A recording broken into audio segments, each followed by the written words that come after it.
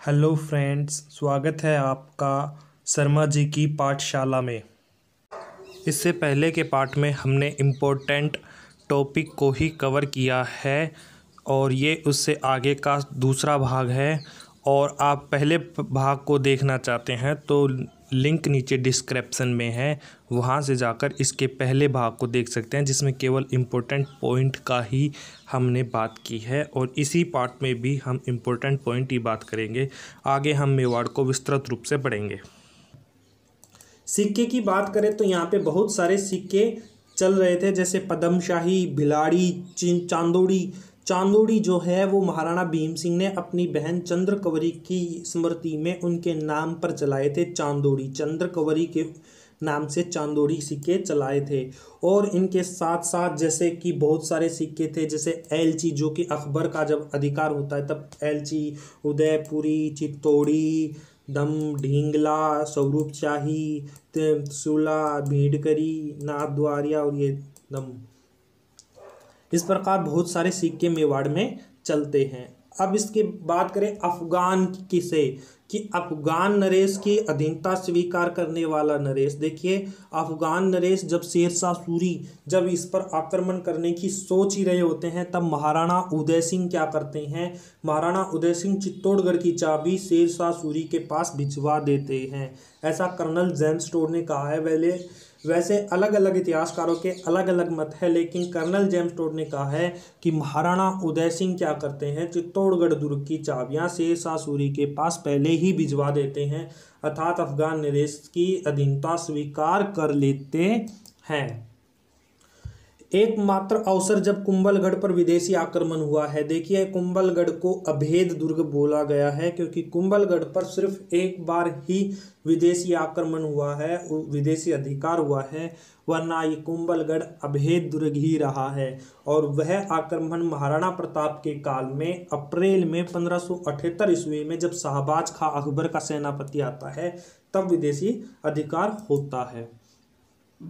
मुगल अधीनता अस्वीकार कर संघर्ष करने वाला नरेश। देखिए, मुगल से संघर्ष करने वाला और मुगल से अधीनता स्वीकार कर संघर्ष करने वाला प्रथम नरेश, दोनों अलग अलग क्वेश्चन है। एक तो मुगल की अधीनता अस्वीकार कर संघर्ष करने वाला नरेश जो है वो महाराणा उदय सिंह है।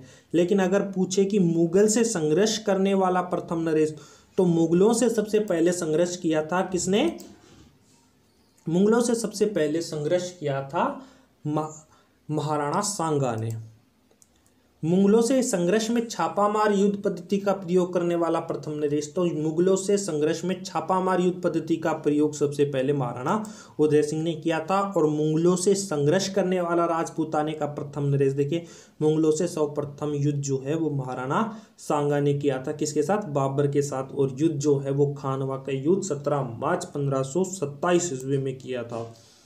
इसके बाद बात करें मुगलों से संघर्ष करने में अन्य सिसोदिया, तो देखिए, सबसे पहले तो राणा सांगा ने किया था। राणा सांगा के बाद में उदय सिंह ने अकबर के साथ किया था। उसके बाद इनके पुत्र प्रताप ने अकबर के साथ किया था। फिर इनके पुत्र अमर सिंह ने जहांगीर के साथ किया, जगत सिंह ने औरंगजेब के साथ किया था। फिर इनके पुत्र राज सिंह ने औरंगजेब के साथ किया था। तो ये युद्ध चलता ही रहता है। प्रथम मुगल मेवाड़ संधि। देखिए, महाराणा प्रताप, उदय सिंह ने भी मुगलों के साथ युद्ध किया, प्रताप ने भी किया और अमर सिंह ने भी किया। अब अमर सिंह के समय क्या हो जाता है कि अमर सिंह के समय इनकी जो हालत है, मेवाड़ की जो आर्थिक स्थिति है वो कमज़ोर हो जाती है, क्योंकि बार बार इनका युद्ध होता रहा है। उदय सिंह के शासनकाल में भी, प्रताप सिंह के शासनकाल में भी काफ़ी युद्ध हुए हैं। काफ़ी बार अकबर ने अपने सेनापति मान सिंह हो गया, शाहबाज खां हो गया, ये बार बार अपने सैनिक दल को भेजते हैं और महाराणा प्रताप को पकड़ने के लिए बार बार आक्रमण होते हैं। तो इससे मेवाड़ की स्थिति हो जाती है जर्जर।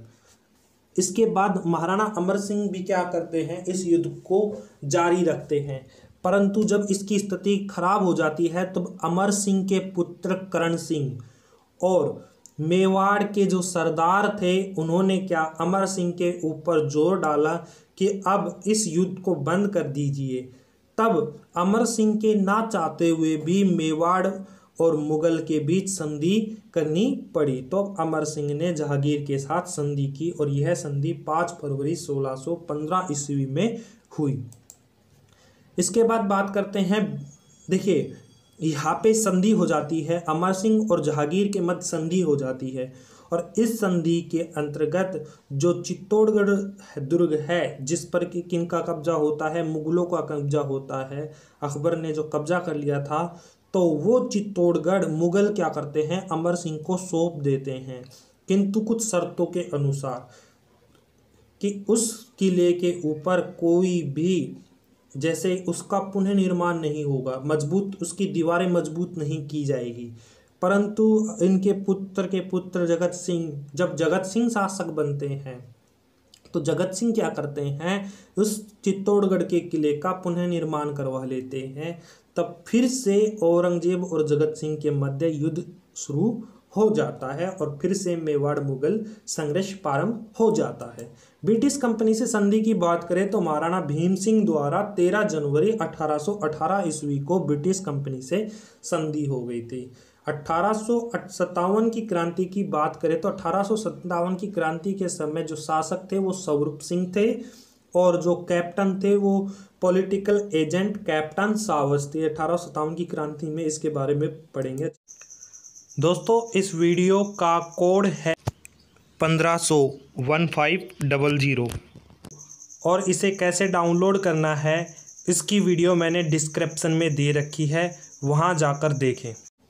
अब मेवाड़ प्रजामंडल की बात करें तो मेवाड़ प्रजामंडल जो है महाराणा भूपाल सिंह के शासनकाल में हुआ था, जिसकी स्थापना 24 अप्रैल 1938 ईस्वी में हुई थी, और इसके संस्थापक माणिकलाल वर्मा थे, और अशुपति जो थे वो महाराणा कुंभा थे।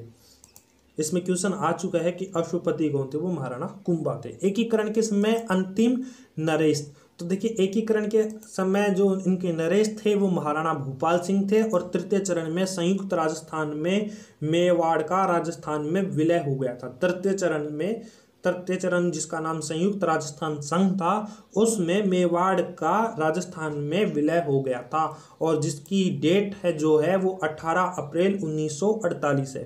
स्रोत मेवाड़ के बारे में, मेवाड़ के राजवंश के बारे में जो जानकारी के स्रोत मिलते हैं वो है एकलिंग प्रशस्ति, कीर्ति स्तंभ प्रशस्ति, कुंभलगढ़ प्रशस्ति, राज प्रशस्ति और जगन्नाथ प्रशस्ति।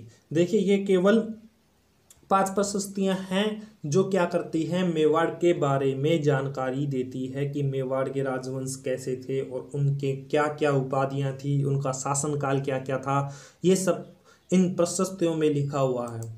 अब इनकी बात करें कि उपाधियां, तो देखिए कि मेवाड़ के राजवंश रहे हैं, इनकी उपाधियां क्या क्या है। इनकी बहुत सभी राजाओं को लगभग अलग अलग उपाधियों से सम्मानित किया गया। जैसे बप्पा रावल की बात करें तो हम हरित ऋषि ने बप्पा कालभोज जो है, कालभोज को बप्पा की उपाधि से नवाजा था।